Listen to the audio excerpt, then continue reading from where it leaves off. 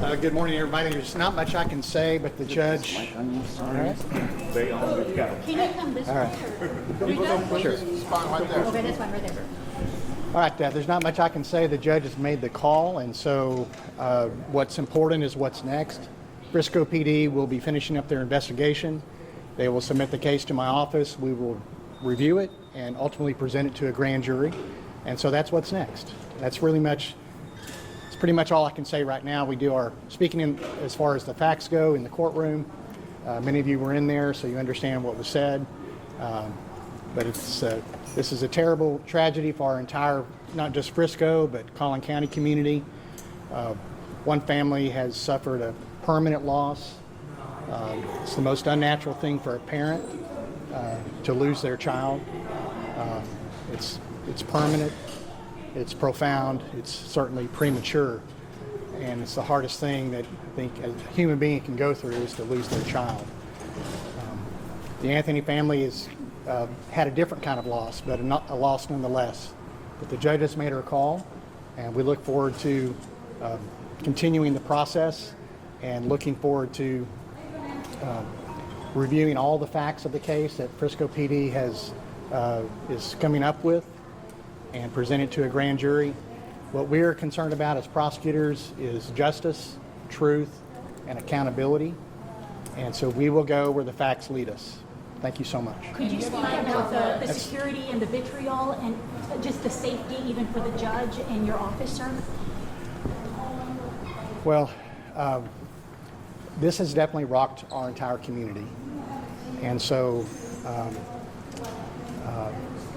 it has struck a nerve in the community, and it's hard for everybody to be level-headed at a time like this. So that's where we come in. It's our job to be level-headed, to be fact-based, and to follow the truth wherever it leads. Thank you so much. And what is your title? Thank you. Yeah, that's the attorney.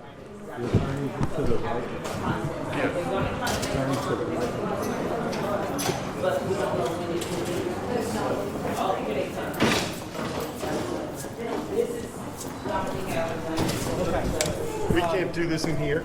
It's 5 more seconds. I'm sorry. 5 more seconds? Okay. Good? Everybody good? Every Texan has the right to defend themselves when they reasonably fear for their life. Self-defense is a protection that applies to each and every one of us. There are two sides to every story, and Carmelo is a 17-year-old kid and an excellent student. He is the captain of his track team. He is the captain of his football team. And prior to this, what was on his mind was what college he was going to go to. This is a tragedy all the way around for both families. Rushing to judgment, trial by public perception and trial by media is not how we ensure justice is done. We are confident that after a full investigation, that the truth will come out. Thank you. Mike, you took umbrage with the state's assessment that this was simple and brutal. Why so? Well, the fact of the matter is, like I said, there's two sides to every story, and we've only heard one side. In any criminal case, the police investigate, and the defense is always far behind that. And so it is a one-sided investigation to this point, and even that investigation is still ongoing. So to say that it happened this way or that way is just not accurate at this point. All of the facts are going to come out, and that's why our system of justice requires that we keep our minds open and we let the facts come out as they are after a full investigation. Is your client going to be able to make bond and get out to them? I anticipate that he will be able to make bond. I can't speak to how quickly that will go. Funds, in the funds that have been raised are not quick to come out. and then there's obviously a process to the release process once bond is posted. The big question that a lot of people have is why was this young man armed on school property? That's an understandable question, but it's not something that, frankly, we're prepared to even go into.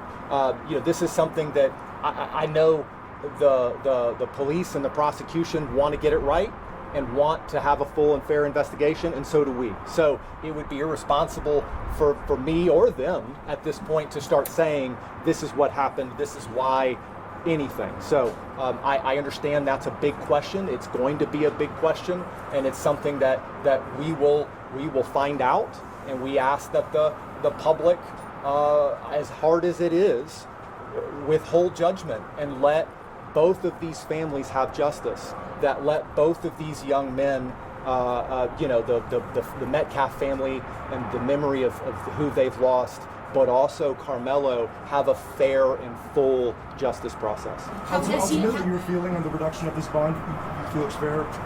Yeah, I feel it's fair. Bond, as the judge said, is not supposed to be an instrument of oppression. It's not supposed to keep people in jail. It's not supposed to punish. It's supposed to ensure that a person shows up to court, complies with all conditions, and it's supposed to keep the community safe. So this is a large and substantial bond, and the judge has, I think, rightly imposed reasonable conditions that will ensure both Carmelo and the Anthony family's safety, but also the safety of the community. What was Carmelo's reaction today? He didn't seem very talkative toward you. And how has jail, I guess, been so far for this teenager? And is he on suicide watch or anything like that? I honestly can't speak to Carmelo's reaction because I was so focused on the hearing and what was going on and what the judge was saying. I think we have to all remember Carmelo is a 17-year-old kid who's never been in any sort of trouble before. If you can just put yourself in his shoes, this is a scary, bewildering process, and I can't even imagine what was going through his head, just as I'm sure I can't imagine what was going through the heads of the Metcalf family. So this is something that is new to all of them and incredibly trying. So for people who want to know, why were you selected? I mean, what is your experience? I mean, you had to be really good. I can't speak as to why I was selected. In any case, it's important to have an attorney that you connect with, that you feel has the right amount of experience and the right investment in the case. And I'm not speaking to anybody else. I just know that that's important in any case. Just how unsafe does this family feel?